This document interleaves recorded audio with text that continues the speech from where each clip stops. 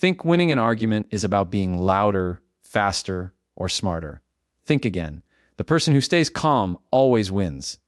Not with words, not with force, but with control. Watch closely because calmness speaks louder than chaos ever will. When you stay calm in an argument, you are not just managing your emotions, you are deciding the rules of the interaction. Most people walk into conflict already reactive. Their tone rises, their body tightens, their mind races to defend, explain, or attack. In that moment, they hand over control without realizing it. The emotional temperature spikes, and once that happens, logic leaves the room. Calm people understand something most never learned. Whoever sets the emotional temperature sets the frame, and whoever controls the frame controls the outcome. The frame is not about facts, it's about energy. It's about who looks centered and who looks unstable. When one person is agitated and the other is steady, the steady one automatically gains authority. Humans are wired to trust emotional control.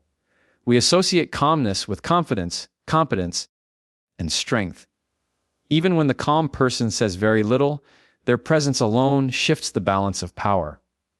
The other person begins to feel exposed, rushed, and slightly out of control because emotional imbalance is uncomfortable when mirrored against stillness. Most arguments escalate because both sides try to overpower each other emotionally. One interruption triggers another. One raised voice invites a louder one. But when only one person plays that game, it stops being a debate and becomes a performance.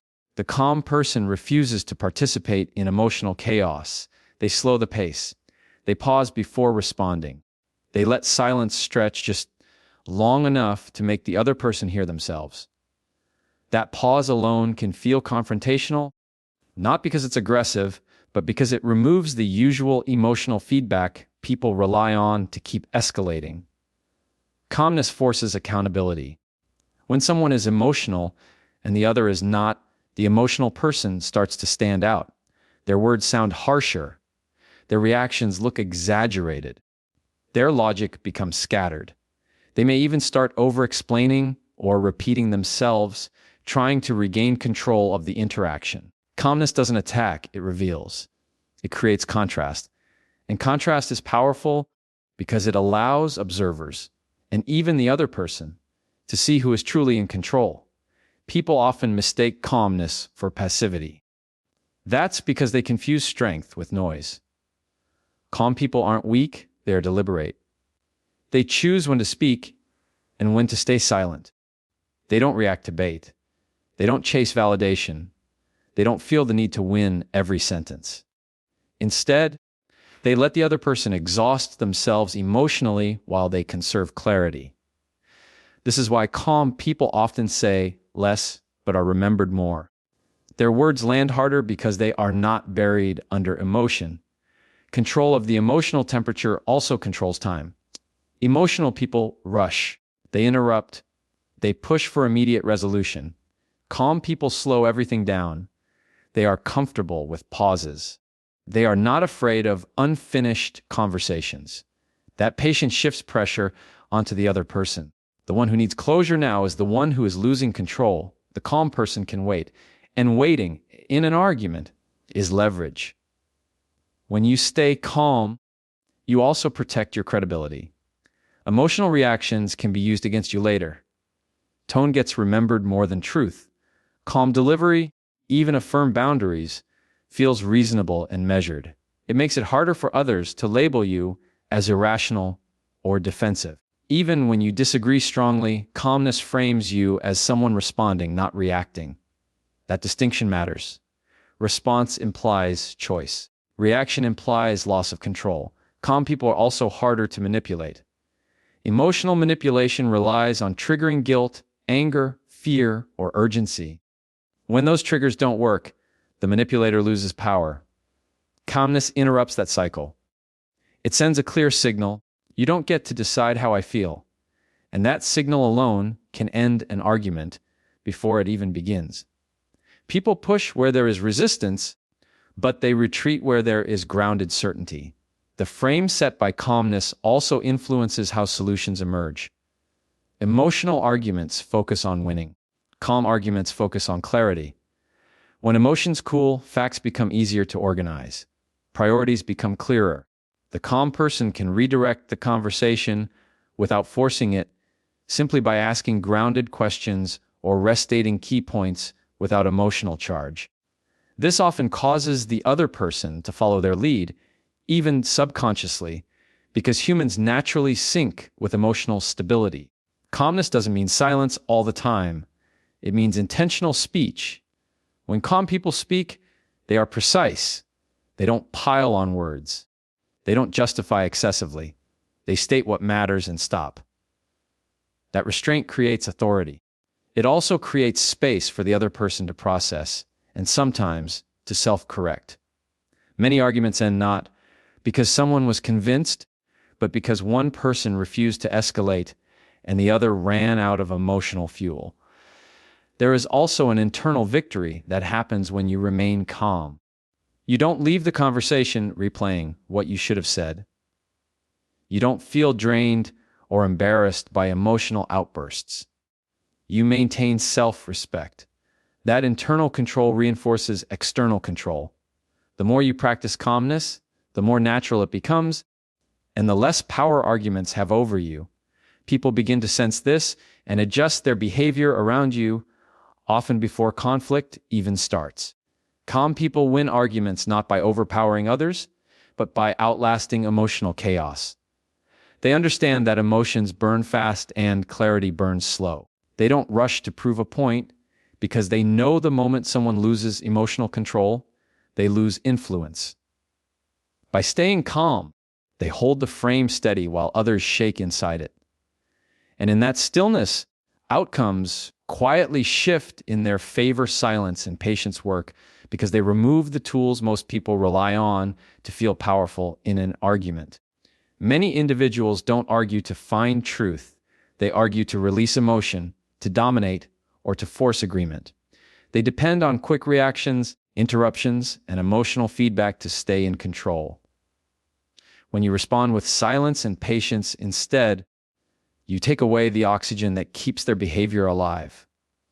Without resistance to push against, their strategy collapses. Silence is uncomfortable for people who are emotionally driven. It forces them to sit with their own words. When someone is talking and there is no immediate reaction, no defense, no counterattack, they become hyper aware of what they're saying. They start to hear the sharpness in their tone, the gaps in their logic, the repetition in their arguments. Silence acts like a mirror. It doesn't judge, but it reflects everything back, unfiltered. Patience adds weight to that silence. It signals that you are not rushed, not threatened, and not desperate to be understood. Most people reveal weakness through urgency. They need immediate validation. They need a response right now. They need the other person to react so they can feel relevant or in control. When you stay patient, you reverse the pressure.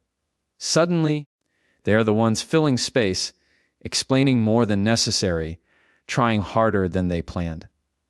This is where weakness begins to show. Emotional people often over-explain when they feel ignored. They raise their voice when they feel unheard. They repeat points when they feel uncertain. All of these behaviors are tells. Silence doesn't provoke them intentionally. It simply removes the distraction of engagement. Without an opponent to react to, their internal instability becomes visible. They start arguing not with you, but with their own discomfort. Silence also disrupts manipulation. Manipulative tactics rely on predictable responses. Anger is expected. Defense is expected. Justification is expected. When those responses don't come, the manipulator loses direction. They may escalate, change tactics, or suddenly soften. Each shift reveals intent. Patience allows you to observe these changes without being pulled into them. Information becomes clearer when emotion is not clouding perception. People often think silence means agreement or weakness, but in reality, it signals emotional self-control. You are showing that you don't need to fight for your position to keep it.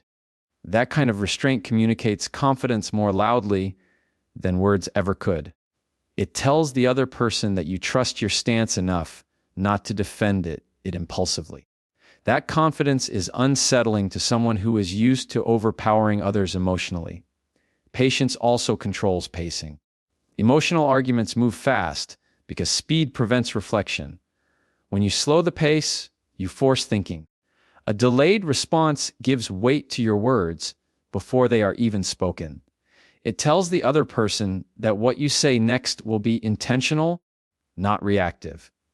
That anticipation alone can shift the dynamic, causing the other person to become more cautious, more measured, or more self-conscious. Silence gives you time to listen deeply. Most people listen only to respond, not to understand. When you remain silent, you absorb tone, body language, and inconsistencies. You notice what is being said and what is being avoided. You hear the emotion behind the words. This awareness gives you an advantage. When you eventually speak, you can address the core issue rather than the surface argument, which often catches the other person off guard. There is also a psychological hierarchy created by silence. The person who speaks less often holds more perceived authority. Their words are not diluted. They are not scrambling to be heard. They choose moments carefully. This makes others lean in, waiting for their response. Silence creates gravity, and gravity pulls attention toward it. The one who controls attention controls the interaction. Patience protects you from regret. Emotional reactions feel justified in the moment but costly afterward. Words spoken in anger can't be retrieved. Silence keeps your position clean. It preserves dignity. It ensures that when you do speak, your words align with your values rather than your emotions. That consistency builds long-term respect, even from those who disagree with you. Weakness doesn't hide well under pressure. Silence and patience apply pressure without aggression. They don't attack directly, but they remove the emotional scaffolding people use to hold themselves together in conflict. When that scaffolding disappears, insecurity shows. This is why calm, silent people often seem intimidating without trying. They are not unpredictable, they are unreadable, and unreadability makes people cautious. Silence also ends many arguments before they peak. Without engagement, conflict often loses momentum. The emotional surge fades, the urgency dissolves. What felt critical seconds ago begins to feel unnecessary. Patience allows emotions to burn themselves out. When that happens, reason has a chance to return. Sometimes the other person backs down, not because they were defeated, but because the fight no longer feels rewarding. Patience is not about waiting for the right comeback. It's about trusting that time exposes what force cannot. Emotional reactions are loud but short-lived. Truth and stability take longer to reveal themselves. When you remain silent and patient, you align with the long game. You allow patterns to surface.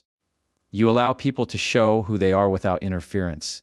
This is why silence and patience expose weakness faster than explanation ever can. Explanation invites debate. Silence invites self-exposure. Explanation feeds emotion. Silence starves it.